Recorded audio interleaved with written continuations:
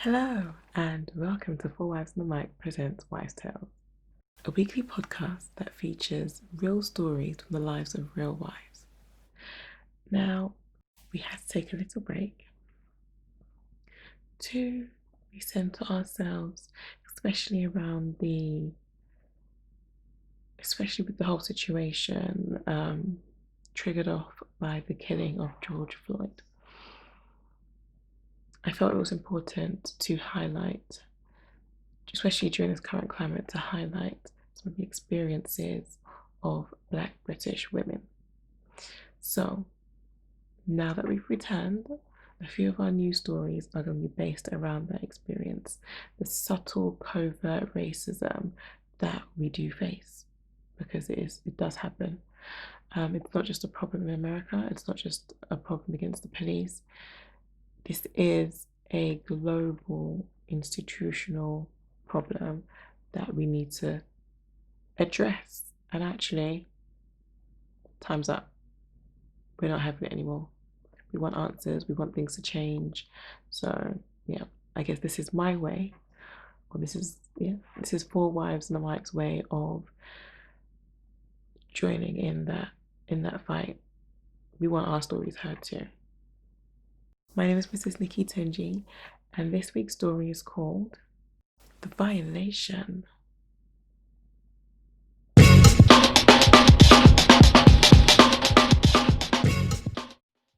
She could feel every ounce of blood drain away from her face.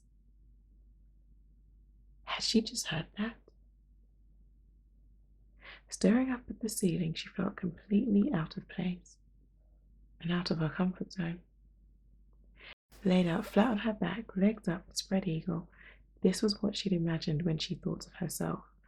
What's the worst that could happen?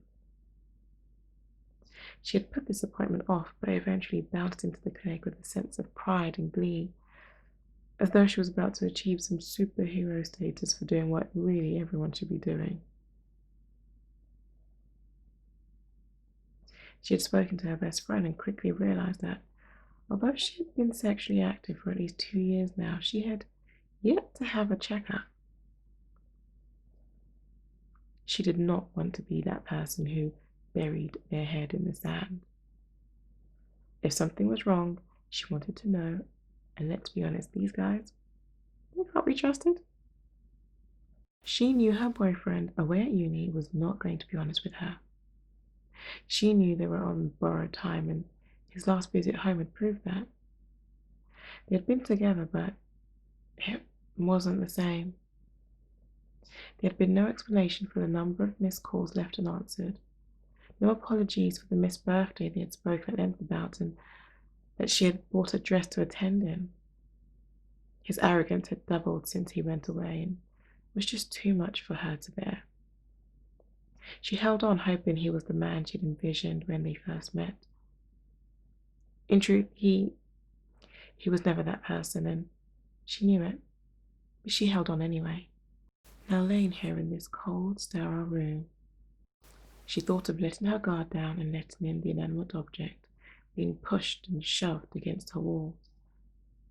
Her body was screaming, shouting, no! She gripped at the air and gritted her teeth. This time last year, she'd been naive and not fully understood the capabilities of her body. And now her understanding was being pushed even further. She tried to stop her body from physically reacting and rejecting the instrument. When she had been introduced to her new friend, it appeared smooth and small, as though it would simply slip in and out with ease. But at this moment, what she felt was very different. She cried in pain as the nurse forced the plastic tube further into her. Just relax, it's no bigger than a black man's penis, the nurse snapped. Had she just heard that? Did this woman really just say, did she just say that? Before she could even put together some kind of biting response, the nurse pushed and twisted and forced the instrument further in. That should be fine, she scoffed as she began to crank open the object. She was confused. As the object pulled apart her inside, she could hear cracking sounds. She took a deep breath in, the clenched teeth praying those sounds were the norm, as opposed to her body rejecting the object, ready to crush and obliterate it.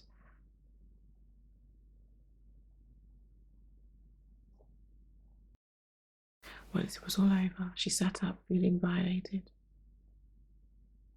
She pulled up her jeans and gathered herself together. As she left, the nurse had said something, but she was in too much of a daze to hear a word.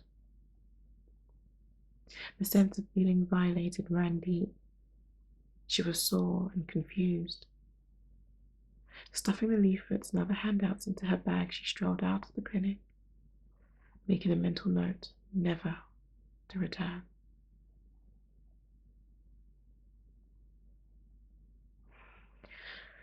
So it's a bit of a short one